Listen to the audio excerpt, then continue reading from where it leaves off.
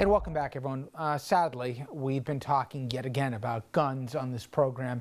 Mass shootings keep happening. Congress, again, failing to do anything with the problem. My next guest just wrote a book about the black market for guns and how that fuels the drug trade and also mass shootings. It's called Blood, Gun Money: How America Arms Gangs as well as Cartels. I want to bring in the author, Ioan Grillo. He joins us right now. And the timing of this, sadly, applicable given what we saw obviously in Georgia as well as also in Colorado this week. And as we're having this debate about immigration and our role as to what happens south of the border, I thought I'd follow this. I had no idea how much, in effect, we have blood on our hands for what's going on in Mexico and Point South. We're really fueling the gun trade there, aren't we? Yeah, a big part of it. I'm originally from the UK. I've been here in Mexico for 20 years, and I've covered what has been really a humanitarian catastrophe and what I describe as a kind of hybrid armed conflict with these cartels, very, very heavily armed, with AK-47s, AR-15s, Barrett 50 cals, and this same chain of crime wars going south into Central America. And the numbers are off the chart. We're talking about definitive traces of, over the last 12 years, 164,000 firearms from criminals here, including the bloodiest, most violent cartels, to gun shops and factories in the United States. But really, they believe that's the tip of the iceberg. The Mexican government estimates the real number is, over the last decade, more than 2 million firearms. So it's a historic case of trafficking to a very, very violent conflict. Do the gun manufacturers know where their guns are ending up? Often they do, and that's an interesting thing you see in the gun business. I talked to one gun broker, and I was saying, do you feel guilty about if the guns you're selling end up in the hands of people using in mass murder? And he said, well, as long as legally it's okay, because you have the legal gun business and then this parallel black market, and they cross this invisible line into that. He said, if it's legally okay, then I don't worry. I said, but legally you might feel okay, but do you ethically feel bad? And he thought for a minute, and then he said, no. And I think it was a very honest answer. People, you're looking to seal off your corner. These are huge numbers of guns that are made and sold go to criminals. And not only in Latin America, we're talking about in the United States, St. Louis, Missouri, huge level of gun deaths there. 87 per 100,000. That's on a level actually comparable to some of the places in Latin America. So there's also guns going around and being used for a lot of these murders in the United States by criminals. And in your book, you're not just talking in Latin America. You go into places like Baltimore, St. Louis, et cetera. Isn't one of the takeaways that states can have as restrictive gun control as they want if the neighboring state or some pipeline just brings the guns in? You can't have 50 different sets of rules. It doesn't work, right? Well, I think part of it is just simply the failure of basic enforcement to stop gun trafficking and this kind of gun crime.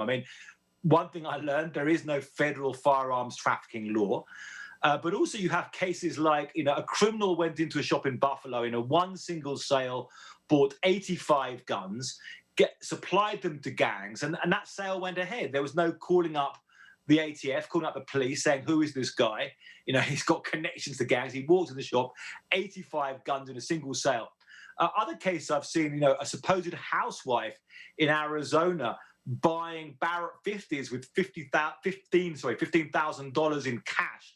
And these go and are used by the cartels in Mexico. You see the devastation of those blowing the legs off soldiers. So even some basic enforcement that is not done because of this kind of weird battle over the gun laws and strength of the gun lobby. I thought, Ioan, and you get into in your book some simple legislative measures that could happen right now that aren't going to threaten the Second Amendment. But to me, I think the answer has to be with the almighty buck, that between the manufacturer and the distributor, if they don't have skin in the game, where if they're not doing the necessary bare minimum of finding out who they're selling it to, and if alarms don't go off on quantities, etc., if they don't face some economic consequences, if they end up in the wrong hands potentially, we're going to be going on in a circle. And I think about the opioid crisis. Until all of a sudden, the big drug manufacturers looked at huge class action suits, or before people had to restrict the number of pills they could sell and document who they were going to, we were going around and around to the same kind of arguments. Does there have to be a financial component if we're going to get to the bottom of this? Yes, I mean, that certainly can be the case. And you have things like gun shops that sell guns off the books to criminals and are sometimes just given a slap on the wrist for that rather than a serious fine or shutting the business down. Now, there are some gun sellers who do not want this. I think many who do not want these guns going to criminals, cartels, mass murderers. One who I talked to became a confidential informant for the ATF, and then he saw that go very, very bad, and he saw some bad operations by the ATF over this. But there's some things which people who are buying guns for criminals, and they're only getting probation when they're going through things like going to a shop, buying 10 AK-47s, giving them to cartels, and that weapon being used in the murder of an American agent. So again, some basic enforcement has not even been tried on this issue.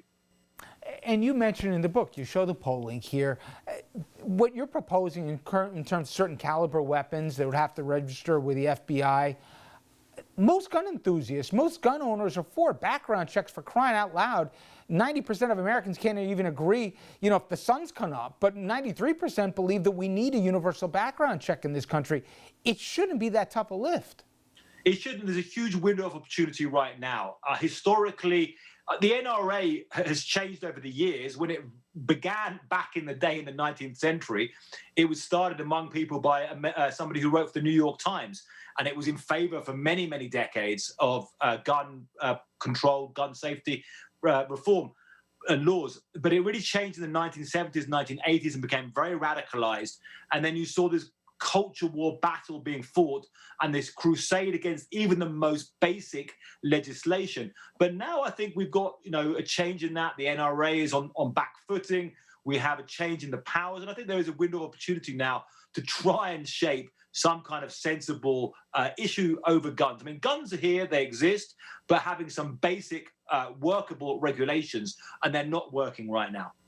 Finally, I always like to ask an author that sometimes if people were able to do a ride along with you in some of your reporting, it may change their mind. For those that say, we don't need any more gun restrictions, we've got enough laws in the books here, we don't have really a big gun problem, it's the criminal, not the gun. If you could bring them along with you, or if they could read a chapter in their book that may change their mind, what would it be? Yeah, I think about that, and I think sometimes with people I engage with, I'd like to take them down to some of these refugee camps that have been on the border, and to some of the situations in Central America, to see what people are living and how there are people with families, with children, trying to get by, trying to do the right thing, who have suffered this immense level of violence, and how this is connected to the United States, and just to think about basic things like you really want to have that situation where the United States is giving guns to some of the very, very violent criminals who are committing some horrific acts against these people. The book again, Blood, Gun, Money, How America Arms Gangs and Cartels. If we had more time, I'd love to ask how a Welsh guy ended up in Mexico for 20 years, but that for another time. Very interesting subject and Lord knows timely. Ioan, thank you for the time. Great to be here. Thank you very much. You as well. All right, folks, when we come back, we'll have an update for you on COVID. We're going to show you the good news, and there is some, but also, unfortunately, tempering it with some tough news. We'll discuss both with ABC News Chief Medical Correspondent Dr. Jen Ashton.